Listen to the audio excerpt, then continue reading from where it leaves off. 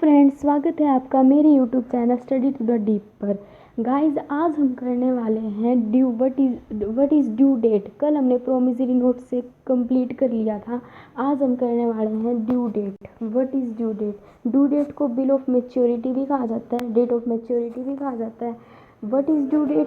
The date on which the payment of the bill becomes due is called the due date और date of maturity. तो जो due date होती है वो date होती है जिसके ऊपर बिल की जो पेमेंट है वो ड्यू हो जाती है, यानी जिस डेट पर बिल की पेमेंट की जाती है उसे हम कहते हैं बिल की ड्यू डेट। अगली लाइन में बता रहा है कि इन अदर वर्ड्स, आप इसकी एक लाइन में यही डेफिनेशन कर सकते हैं। फिर अगले पैराग्राफ में बता रखा है कि है ना, while calculating the due date of the bill it is compulsory to add 3 days to the period of the bill. These 3 days are called days of grace. जब हम ड्यू डेट को कैलकुलेट करते हैं कि इतने इतने महीने को बिल ड्रॉ किया तो इतने महीने बाद इसकी ड्यू डेट ये हो जाएगी, तो वो जब कैलकुलेट करते हैं ना उसके अंदर हम 3 दिन अपनी तरफ से अपने आप से जोड़ देते हैं, जिन्हें हम कहते हैं ग्रेस डेज। ये कानूनी है कि इनको जोड़ना ही पड़ेगा 3 डेज। अब 3 डेज ग्रेस डेज क्या होते हैं? ग्रेस डेज वो डेज होते हैं जो छूट के लिए दे दिए जाते हैं। जैसे कि हम किसी को बिल इशू करते हैं ना, तो जैसे किसी को पैसे देने होते हैं, पैसे लेने होते हैं किसी से, तो उसको ना 2 दिन की छूट दे देते हैं। चल परसों दे दियो, कोई नहीं परसों दे दियो, आज देने थे लेकिन परसों दे दियो। ऐसे 2-3 दिन की आप छूट दे देते हैं ना, तो वैसे ही यहाँ पर भी छूट दे देते हैं वो बिल ऑफ एक्सचेंज में, जिन्हें हम कहते हैं ग्रेस डेज। अब इसका एग्जाम्पल देख लेते हैं। For example, if a bill is drawn on 1 July 2016 and is payable 2 months after date.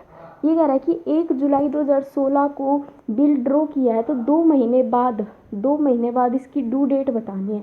Due date जब अगर महीने का टाइम पीरियड दे रखा हो तो हमें महीने ही काउंट करने हैं।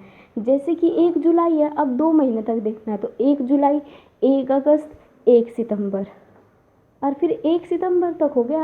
और फिर इसमें हम 3 डेज जो है वो ग्रेस डेज मिला देंगे इसके अंदर। तो 1 सितंबर बना था तो उसमें 3 डेज और जोड़ेंगे तो कितना बन जाएगा? 4 सितंबर। तो 4 सितंबर इसकी ड्यू डेट हो गई। फिर यहाँ पर कुछ इम्पोर्टेंट पॉइंट्स दे रखे हैं जो ज़रूरी होते हैं ध्यान में रखने हैं जब हम डेट ऑफ मैच्योरिटी कैलकुलेट कर रहे हैं। फर्स्ट है, if a bill falls due in those months in which there is no corresponding day। अगर कोई बिल 29, 30 या 31 तारीख को अगर किसी बिल की 29, 30 या 31 तारीख को ड्यू डेट आ रही है तो वो पूरा महीना कैलकुलेट कर लिया जाएगा। जब अगर महीने का पीरियड दे रखा है तो हम उसमें पूरा महीना ही कैलकुलेट करते, उसके अंदर दिन कैलकुलेट नहीं करते। जैसे कि इसमें एग्जाम्पल दे रखा है। For example, if a bill was drawn on 30th January 2017 for 1 month, it will become due on 28th February plus 3 days of grace, 3rd March 2017। देखिए गाइस, 30th January 2017 को बिल ड्रॉ किया है और उसकी ये पूछ रहा है कि उसके 1 महीने बाद ड्यू डेट क्या होगी। अब देखिए, 30 जनवरी को कैलकुलेट किया तो 30 एक महीना है, तो 30 जनवरी से हमें फरवरी पे जंप करना है, ना कि 30 डेज को हमने कैलकुलेट करना है। हमने 1 महीने को कैलकुलेट करना है, तो 30 जनवरी से 30 फरवरी। अब ये नहीं सोचना कि 30 फरवरी तो होती ही नहीं है, बस एक बार के लिए माइंड में ना बस इमेज बना लेनी है कि 30 जनवरी से 30 फरवरी। अब उसमें 3 डेज, 3 डेज जो है वो ग्रेस के हो गए, तो 3 मार्च इसका आंसर हो गया।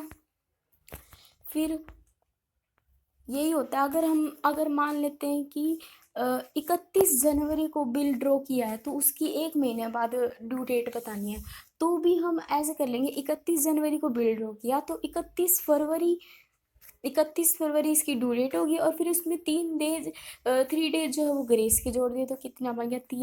3 मार्च। इस तरह अगर हम 29 जनवरी, 30 जनवरी, 31 जनवरी किसी भी डेट को बिल ड्रॉ करें, वो पूरी फरवरी कैलकुलेट करेगा ही करेगा अगर 1 महीने के लिए ड्रॉ कर रहे हैं तो।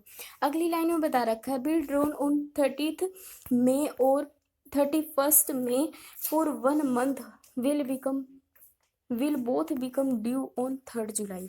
अब ये कह रहा है कि अगर 30 मई को भी अगर हम बिल ड्रॉ कर रहे हैं या फिर 31 मई को ड्रॉ कर रहे हैं एक महीने के लिए, पहले देखते 30 मई को ड्रॉ करेंगे तो उसमें एक महीने का पीरियड ऐड करेंगे तो कितना बन जाएगा, 30 मई यानी 30 जून, 30 मई यानी 30 जून, और उसमें 3 डेज जो है वो ग्रेस के हो गए, तो कितना बन जाएगा 3 जुलाई। लेकिन अगर 31 मई को हो रहा है तो 31 मई यानी 31 जून, तो 31 जून तो होता ही नहीं है, लेकिन फिर भी हम अपने माइंड में एक पिक्चर सेट कर लेंगे, हाँ 31 जून होता है, 31 जून होता है। यानी क्योंकि हमें दिन कैलकुलेट नहीं करने, हमें महीना कैलकुलेट करना है। मई से सीधा जंप कर दिया जून पर, ना कि इसने दिनों को गिना कि भाई इतने दिन थे महीने में, इतने दिन होते, इतने दिन होने चाहिए। ऐसे हमने दिनों को कैलकुलेट नहीं करना, हमें महीने पे जंप करना है सीधे।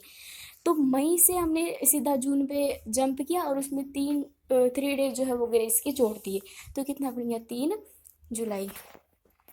Okay bye guys, thanks for watching. I hope आपको ये टॉपिक समझ आया होगा, और ये पेपर में हमेशा ज़रूर आता है, ज़रूर ज़रूर आता है, बहुत ही इंपॉर्टेंट टॉपिक है। Thanks for watching.